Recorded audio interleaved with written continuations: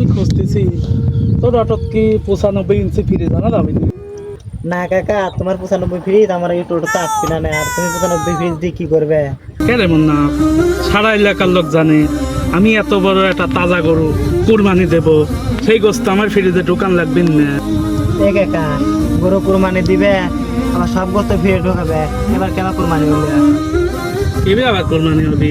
8 দিন গরু কিনিলে এসে পাড়ি ফেলা দি এবি এবি করে জবা করি, সেই গোস্ত ফ্রিজে ঢোকা থইলাম, কোরবানি হয়ে গেল। হুম, এটা কুরবানি করা না, এটা কয় গোস্ত খাওয়া।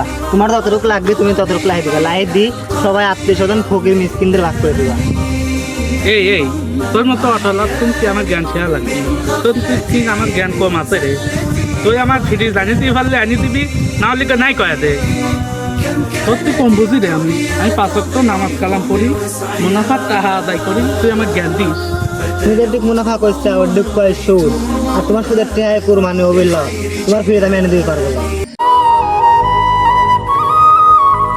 আমার এত টাকা পয়সা থেকে লাভ কি যদি বেন আল্লাহর কাছে অপমান হওয়া লাগে? আর ও তো ঠিকই কইছে, সবাই যাবা ভাগ করে করে দেয়, আমিও ভাগ করি।